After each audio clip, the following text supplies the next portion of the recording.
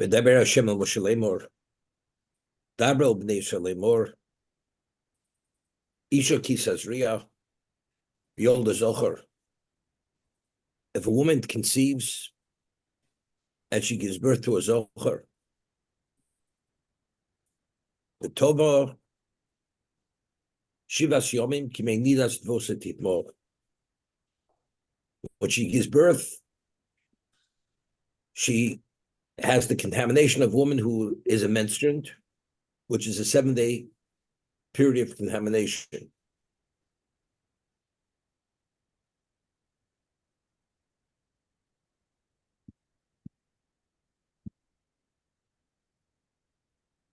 In the previous parsha, we spoke about the species which are kosher, species are not kosher. If it has two signs, chews its cuts, has split hooves, it's classified as a kosher species.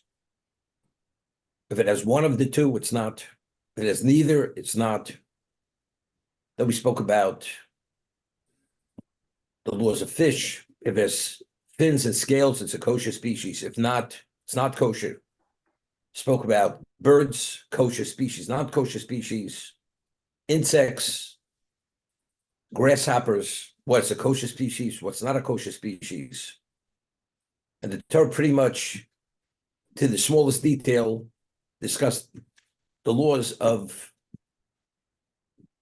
dietary laws regarding species. And it concluded, which is a Rashi,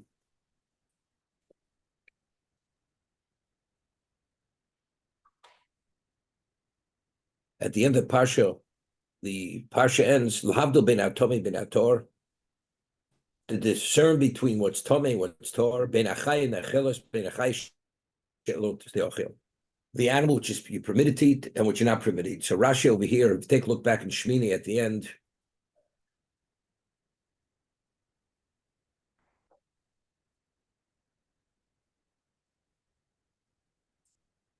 Lahavdil, lo b'levad hashona. It's not enough to know, to study the laws, which theoretically, there's such a thing as a kosher species, not kosher species, but in real time, you're not able to identify which is and what's not. Elosh te yodeo makeh boki ben.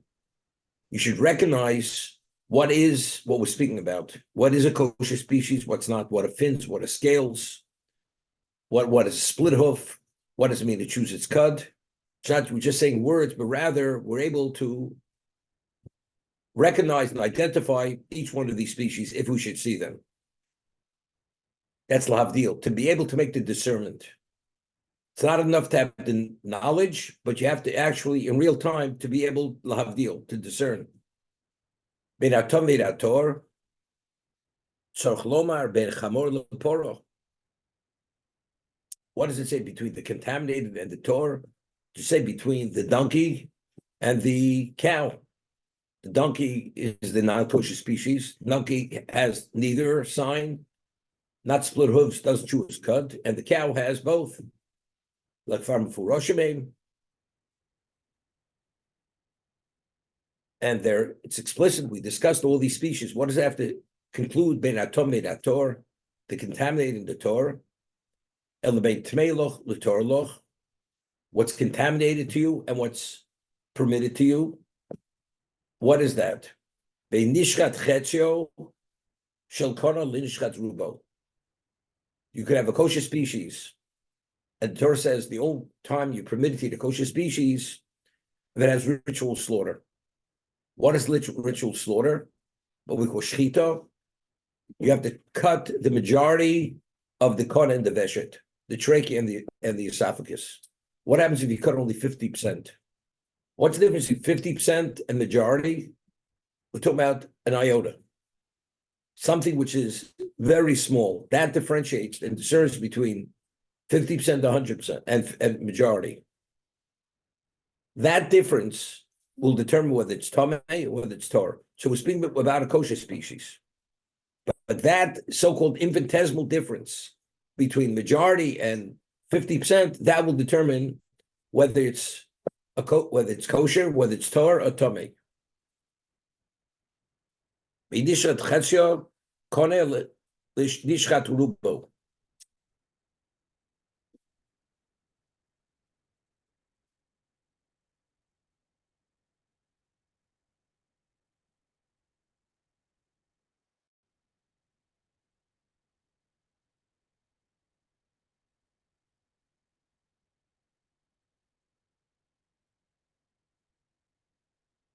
Just like to go back a little bit. And this is all the introduction, what we'll say in a moment. Pasha Shmini, Posuk Mem Gimel, Yuralf Mem Gimel. The Torah says, Al Techakshu es nafshosichem. Don't abominate your souls. B'chol asheretz hashoretz, and any crawling type of creature. Lo sitamu b'hem. You should not become contaminated with them. V'nit mesim b'hem, and you become nit mesim. You should not contaminate with them, and you'll become contaminated. And what does it mean? I mean, firstly, if you're not, you will not become contaminated with them, and it nesbom. Firstly, the word nit mesem, the aleph is deleted. If nit mesem means contamination, the aleph should be between the mem and the tov. What is nit mesem bom? So the simple do not become contaminated through the eating. It does mean touching.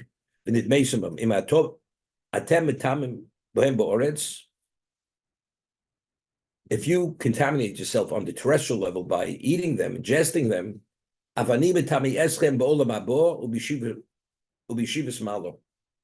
will contaminate you in the world to come, and yeshivas malo. You will not have a place in the heavenly academy. Yeshivas malo, you will not have a residence there. So therefore, it's not lo satamu b'hem. Don't ingest them in this world as physical beings, because the consequence will be in the mesimum. You'll be persona non grata in the spiritual world. That's why it's not redundant. However, the Gemara explains there's a word called timtum. Timtum means you're shut down. Spiritually, you're shut down. If you ingest and you eat non-kosher species or something that's permitted, you will have timtum alev. Timtum means you will become desensitized. You'll be shut down. You will no longer have a capacity to be able to understand and internalize areas of spirituality. You will lose your sensitivities. I'd once mentioned there's a tshuva responsible for Chassam Sofer. Chassam Sofer, there was a question. There was a young boy who had some kind of degenerative mental condition, and he had to be put into an institution. The story is in the early 1800s. And the doctors believed in those days that the only way they were able to prevent this degenerative condition, he has to eat non-kosher species. He has to be fed non-kosher species. So the question is, the law is, there's a negative command, lo sachilum, that if an adult Jew feeds a child non-kosher, it's a Torah violation. Even though the child is not in violation, the child is not considered of obligation. But if an adult Jew feeds something not kosher to a child, he's in violation of sachilum. You're not permitted to feed that child something not kosher. So the question was asked in Chassam Sofer, putting this child into the institution, they're going to feed him non-kosher. So is that the equivalent of putting him in a setting that he will definitely fed not kosher? Is that lo sachilum? It's you, the equivalent of you feeding him non-kosher. So the Chassam Sofer said it's not even a question. If a child becomes non-functional Jew, because the child will become incompetent, because the child will lose, as an adult, will not be considered competent or stable, that's pikuach nefesh. It's like life-threatening. It's not a question. Why? Because the Gemara tells us one of the reasons why you're permitted to violate Shabbos to save the life of a Jew, there are two reasons given. One reason given is it says, V'chai bohem. You should live by my Torah and should not die for my Torah. So there's no, if a person's going to die, that overrides all the laws in the Torah. But there's another reason given in the Gemara. The Gemara gives another reason. Mutav sheikayim Shabbos achas, sheichal Shabbos achas, v'yikayim Shabbos harbe. Better you should violate one Shabbos, so the person should be alive to fulfill many Shabbos. That's the other reason given in the Gemara in Yuma. So the two reasons given. It says, you should live by my Torah and not die. Therefore, if it's a question of life and death, that supersedes the Torah. Or mutav sheikayim sheichal Shabbos achas, better to violate one Shabbos, yikayim Shabbos harbe. So you should be able to fulfill many Shabbos. So Chassam Sofer writes, in terms of Chai B'hem, you should live by my Torah, not die for my Torah. That has no application in this situation. But the other reason given in the Gemara, that better violate one halacha. Shabbos doesn't mean only Shabbos. Violate one halacha. So you should be able to fulfill many mitzvahs. This child, if you don't feed him non-kosher, he's become non-functional, spiritually speaking. And every sense, he's going to become, there's this retardation that's going to happen. He's going to degenerate, although be alive. So better violate the laws of dietary laws, so he should be a functional human being in the future. That's Chassam Sofer. However, he says that since we find by dietary laws, it says in the Mason you'll become contaminated, but it's written with the olive deleted. As a result of eating non kosher, it will shut down his spiritual system. That's what will happen. And the Rambam writes in Mar Nevuchim that all the effect of a person having a lack of belief or doesn't have the capacity to believe in Hashem or certain areas of spirituality a person cannot internalize, it's due to Meicholos Asuros. All heretical positions stem from a person who eats not kosher. The non-kosher does not allow the person to come to terms with certain areas of spirituality. That's the Mar Nevuchim, the Rambam guide for the perplexed. So he writes to Chassam Sofer, better he should die, he should live as a shoter, tzaddik, than a functional person who's a rasha. If we don't feed him non-kosher, he won't be stable. But at least he'll be a tzaddik who retain his pure state. But if you feed him the non-kosher and you rehabilitate him, becomes an adult, ultimately he's going to assume heretical positions. And because of that, he'll be a rasha. So better, you should not rehabilitate him. He's telling, halachically, there's no question of feeding him non-kosher. You're permitted to feed him non-kosher. But the consequence of that will be, ultimately, he's going to be dealing with issues which will be classified as a rasha. That's the Chassam Sofer. So we learned in Mesil Shem, if you remember, Mesil Shem writes that whenever a person violates the Torah, every time we violate the Torah, if a person should chas v'sholom, it's external. We do something. What you eat becomes part of you. Therefore, the consequence and the ramifications of ingesting something not kosher actually becomes part of your being, and becomes part of your being. The effect has a greater negative effect on your spirituality than doing an action. That's the Ramchal. That's Mesil Shorim, which he writes over there. But it's all based on the Mason Bum. When you eat something, you ingest it, it becomes integrated in your being. It has the greatest, more extreme level of consequence than if you do an action which is external. It's not something which becomes part and parcel of yourself. That's from the Mason Bum.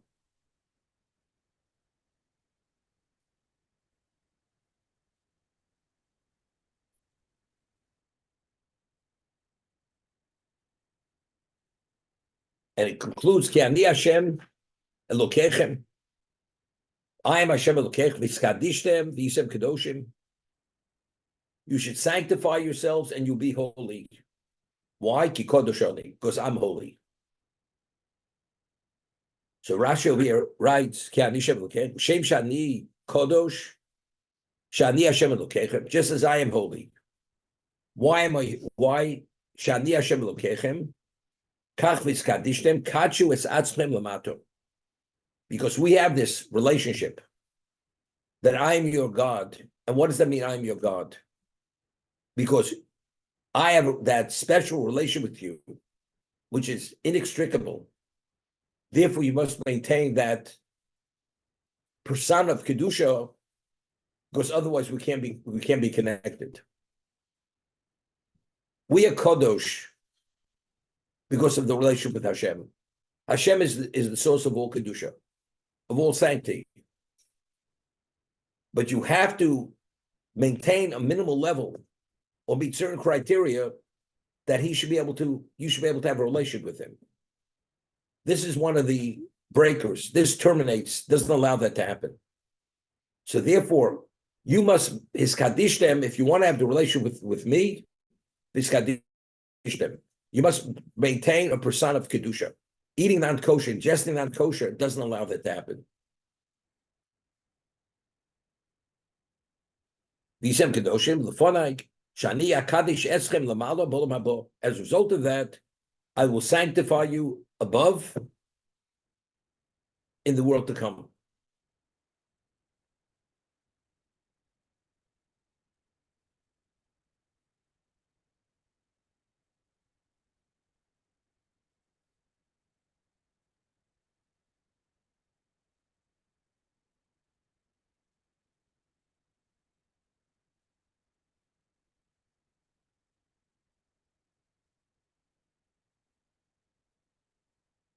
We say in davening, I've spoken about this in the past, we say in Shabbos and Yom Tiv, we say, Kachen mitzesecho, v'seichel kein mitzesecho. Sanctify us with your mitzvahs, and give us our portion in the Torah. We're asking Hashem, sanctify us with your mitzvahs. And as a result of that, we'll be able to receive our portion in the Torah. What does that mean?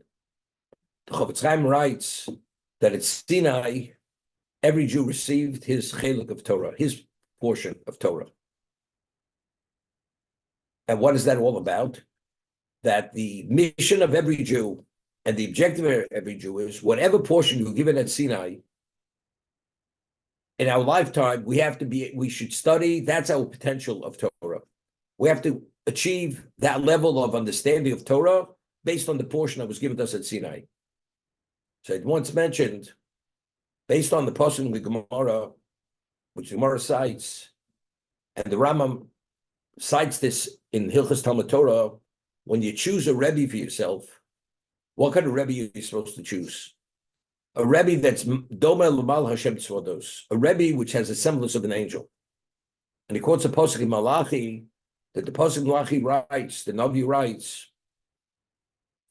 Sifsei Kohen Yishmeru Das, the lips of the Kohen are the keepers of the faith.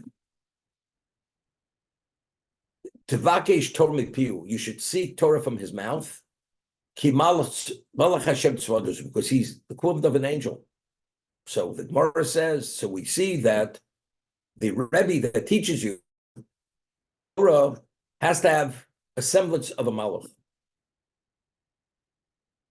That's the Gemara, and the Rambam rules us in Hilchos Talmud Torah. You should choose a Rebbe which has a semblance of a Malach. So my Rishiv Zecharim Levrach always used to ask, if you know what a Malach is, you know what to look for. But how do we identify a Malach? A Rebbe who has the characteristics of a Malach,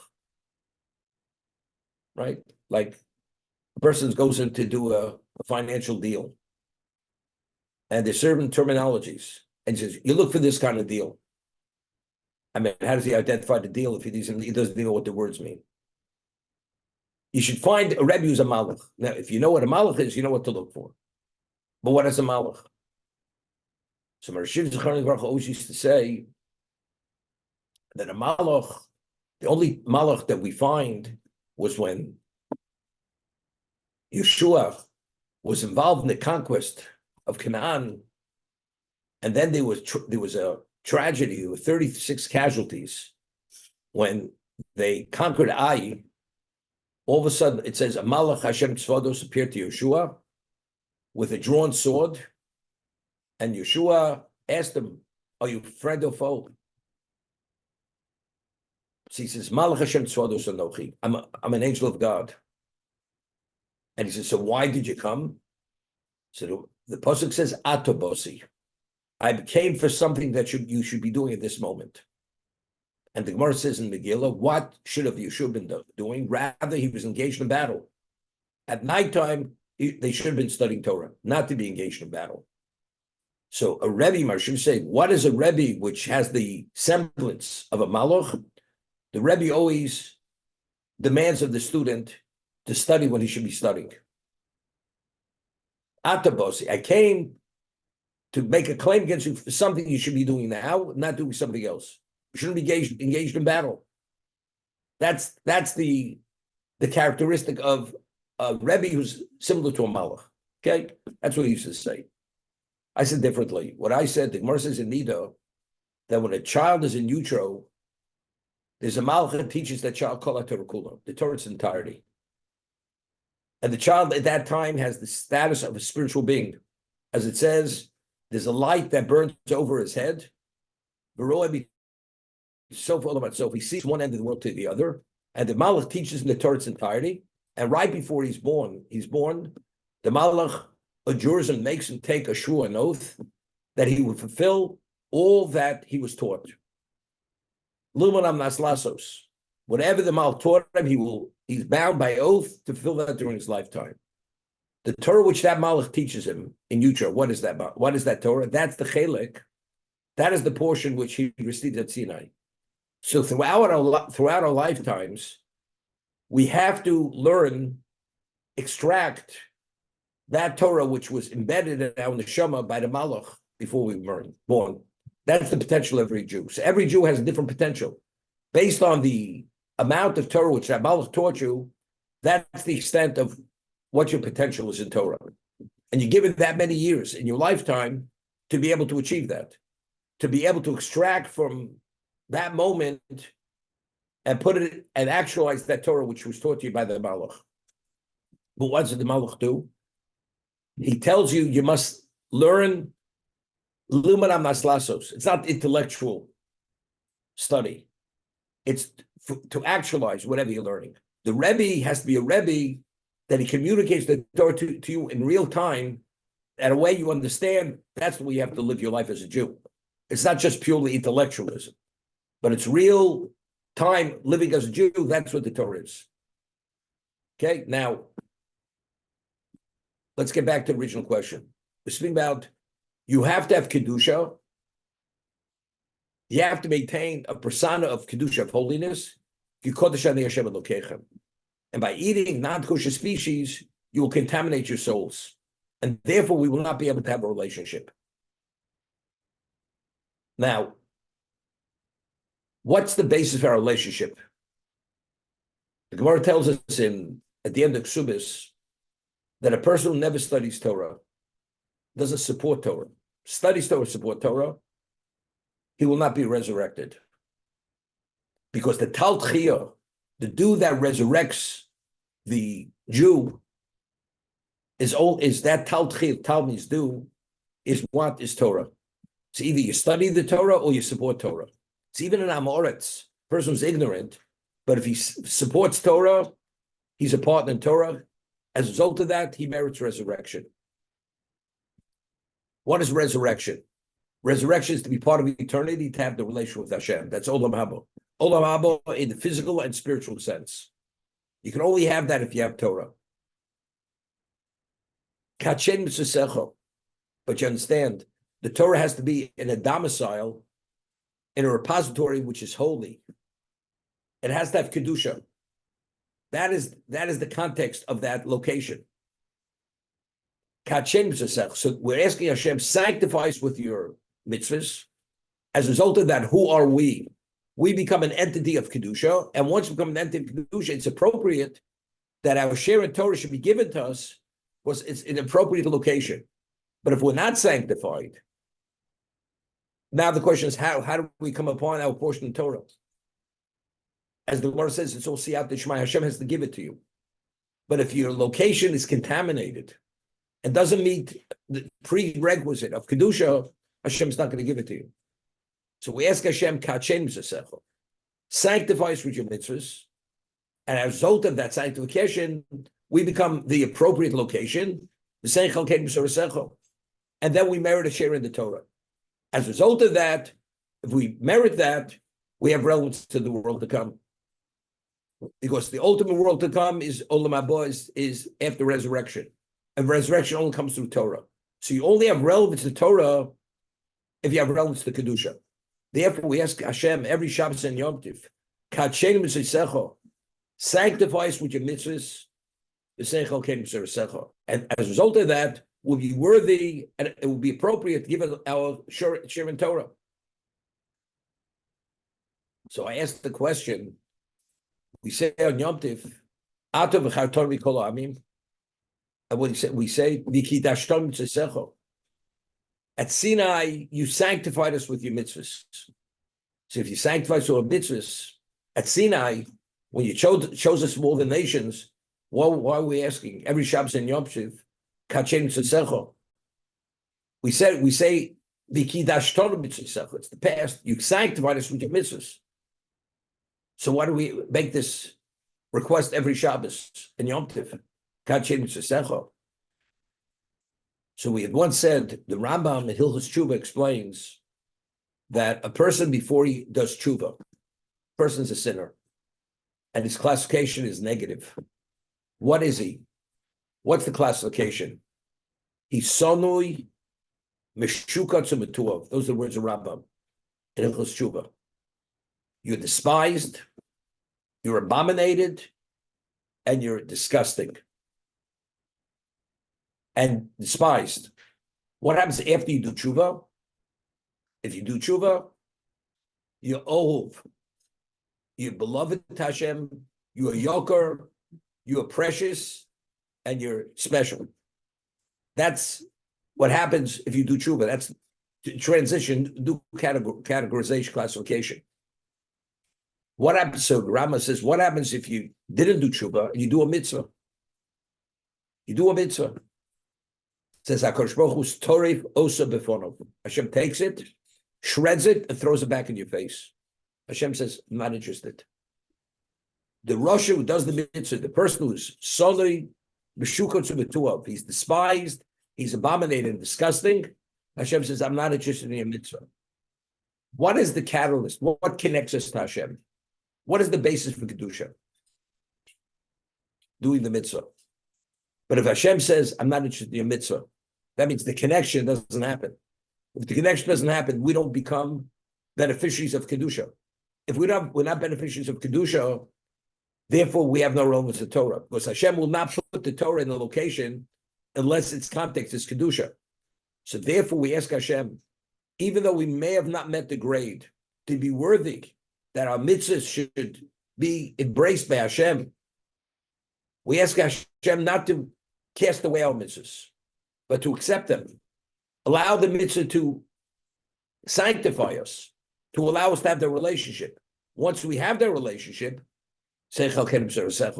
now we're at a point, we're worthy, because the location, we are at a level, you should give us our chelek, our portion of Torah.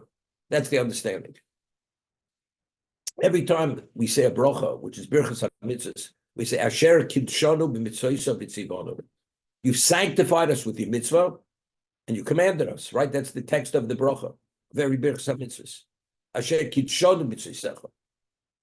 So if we say Asher kidshanu b'mitzvaysecha, which is going back to Sinai, what are we asking again? Kachen b'mitzvaysecha. The answer is it's true. You've sanctified us, but we have to be worthy of that sanctification. So if we're not where we should be, and Hashem casts it back, it throws it back at us, we never connect. And if the basis for Kedusha is the attachment to Hashem, and Hashem says, I'm not interested in that relationship, we're not Kodesh. If you're not Kodesh, you have no relevance to Torah. So therefore, that's the request, that's the supplication. Every Shabbos and Yom Tov, and therefore, that's by the dietary laws. If you want, you hiskadishtem, you should sanctify yourselves on the terrestrial level by eating kosher species, b'yisem kedoshim. You'll be kodesh l'olam haba. You'll be kodesh, you'll be holy in the world to come.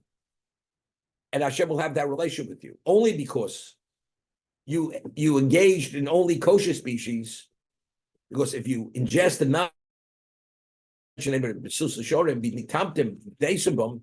creates a total shutdown of your spiritual system. And if your spiritual system shut down, there's no relationship with Hashem. And then now we have a relationship. Okay, that's the backdrop on Parsha Shmini. So Rashi over here says, Isha Kisazriya, a woman who conceives. And we're talking about the laws of spiritual contamination. A woman who gives birth, when is she contaminated? For how long is she contaminated? We'll discuss in detail.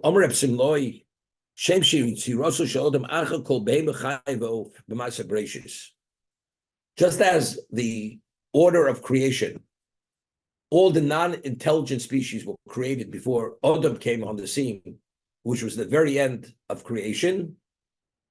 Kach Toroso, in Shmini, we discuss about the animals and the insects and the fish, all the living species, which is kosher, what the laws which pertain to them. Now we're talking about the laws which pertain to the Adam, to the human being, on his personal level, unrelated to something external of himself. So just as he was at the end of creation, he was the last of creation, everything was in place before him. Identical, first we discuss the laws which pertain to those species, and then we speak about the laws which pertain to himself. So the sequence is the same sequence. That's what Simloi is saying.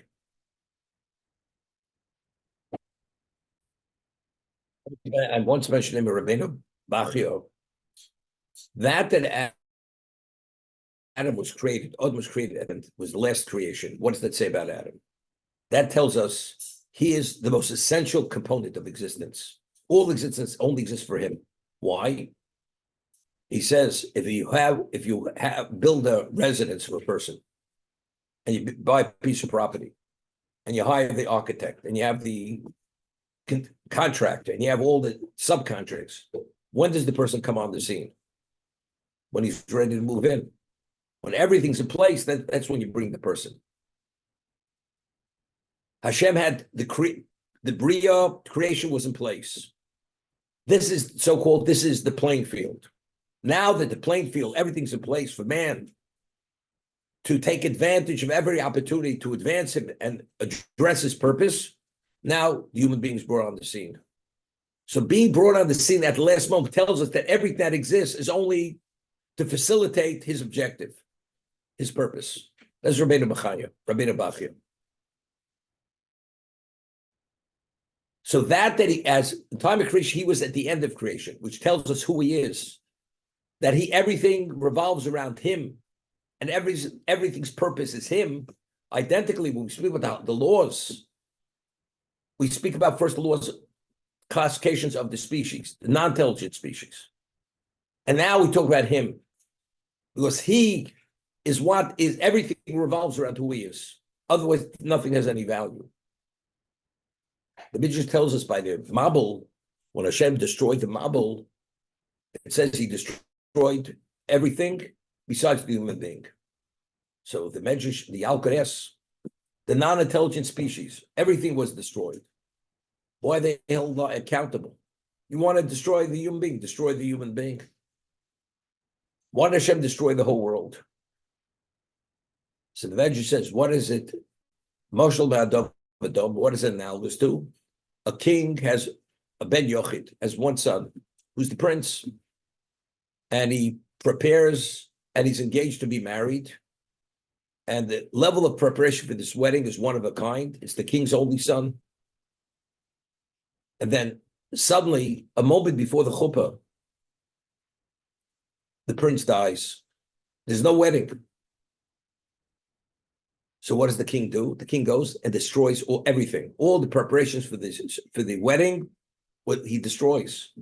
So the people say to him, "Why don't you take all that food, give it to your constituents, to your subjects?" So the king says, "I want to explain you something. Everything that exists is for my son. If my son doesn't exist, nothing has any value." That's what the king says to his subjects. Your value is my son. And if my son doesn't exist, you have no value. Hashem says, why did I create this world? I created the world for the human being. If the human being doesn't exist, what's their value? Their value is only the human being. Therefore, Hashem says, that's why I destroy everything. So again, it's to emphasize this point that the human being is the center of existence. He's the purpose. So if what the purpose doesn't exist, existence doesn't exist. We find by Kabbalah Torah, Hashem says, if tukablu Torah mutav, if you accept my Torah, it's good. If not, yazol lo tovavu, the world reverts back to pre-existence. What about the rest of the world? But what is the purpose of creation? What's the objective of creation? B'shul Torah shnikus reishis, b'shul Yisrael shnik reishis. Only that there should be a Jewish people, because only they have relevance to the Torah itself. And if the nation world have no relevance to Torah, the world has no value. Because the original objective of the world is only that. So once that objective cannot be met, because the Jews don't accept the Torah, Hashem says, I pulled the plug on everything. Everything goes back to pre-existence. Same idea. Now we speak about the human being. The human being, the laws which pertain to him. And everything else which was discussed previously only has relevance because of him. And if there's no him, nothing has any value.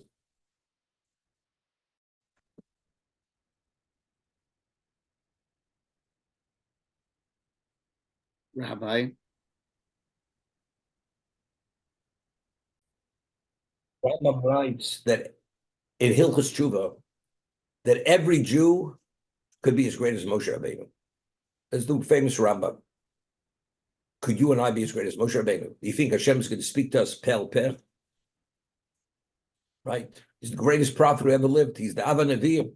So what does it mean? You could be as great as Moshe Rabbeinu. Now, you can't be greater than whatever your potential is. You can only be who you're supposed to be. So if your potential is A and the other person's potential is B, what can be demanded of you? What is your level of accomplishment? You can't be more than you're supposed to be. Moshe Rabbeinu, what was his greatness? His neshama was the equivalent of a Klal Yisrael. He was Shokal connected Yisrael. He was able to meet that potential, whatever that meant. We may be infinitesimal, neshama-wise, to him, but if you fulfill your potential, you're no less accomplished than Moshe Rabbeinu is, because you can't be more than who you're supposed to be. So the chelik of Torah that was given to you is based upon to bring about that shleimus, that perfection to your neshama. And that's what each person was given at Sinai. Only God knows the profile of that neshama, what it needs to bring about its state of shleimus, of perfection. And based on that, that's the chelik of Torah which we received. And that Torah has to be studied and actualized. That's Luminam Naslasus. Every moment, we're saying every moment of life that's given to us, it's given to us. We don't live in this world to be in this world. We live in this world every moment to be challenged, and we succeed in the challenges, then we've met our purpose. As I said, this is the playing field. So let's say a person wasted a day, and he needed that day to achieve his shleimus. Because every moment we have responsibilities and obligations, whether it's Torah, whether it's Emunah, Bitochen, whatever it may be. Someday or a year or 5 years of your life, you just wasted. Now, how do you make up those years to achieve the shleimus, the mitzvahs that you're supposed to do to be able to bring about that end result? You have a project. The project it takes 10 years. And a person first gets going 5 years into the project. There's no way you're going to complete the project. Because you were given 10 years, because that's the time you need to bring about the project. So what do? Evidently, that means you failed. Maybe yes. Maybe every moment we did not utilize as we should have, we failed. And we're not going to be where we should be. Now, there's a mechanism which is a miraculous mechanism. It's called tshuva.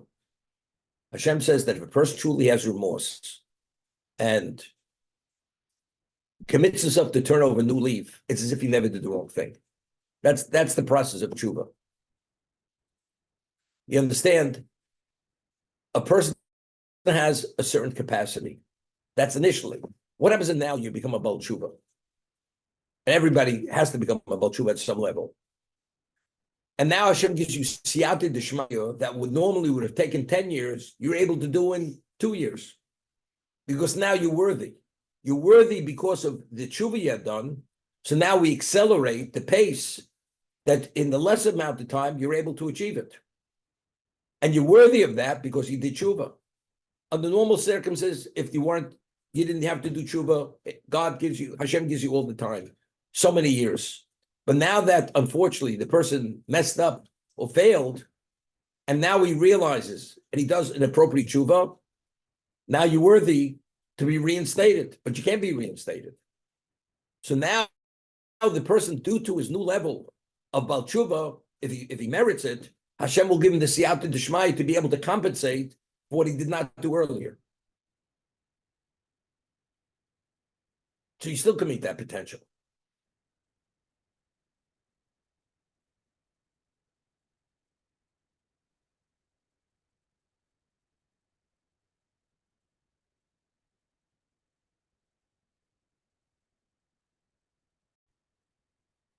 Rashi citing Reb Shlomo, but there's a Mensch Tanchuma here. Mensch Tanchuma says, why were the unintelligent species created before the human being?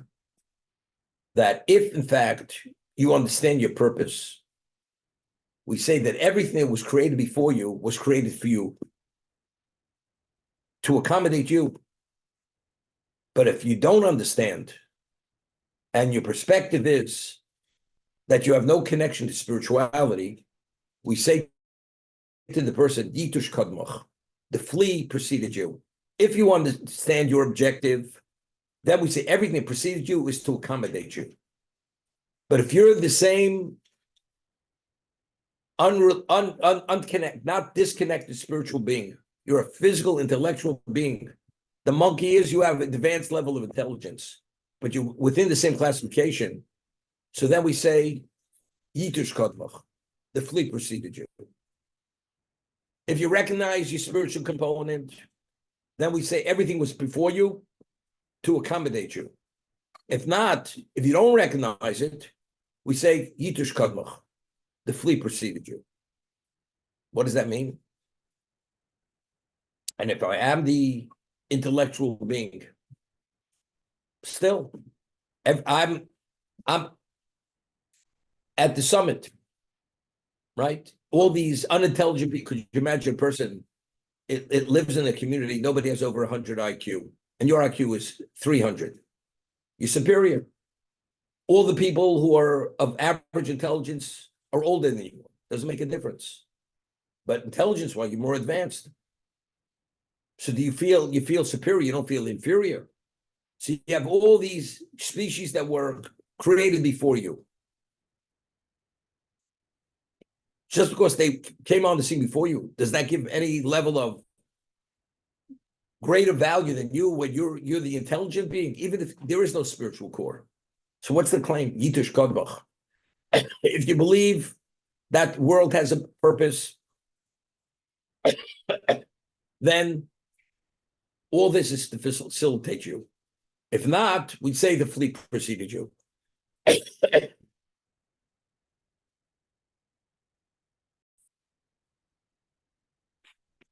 Okay, everybody be well. Be well, Rabbi. Thank you. Go to Mark, have a good day. Jay, you there? Ephraim.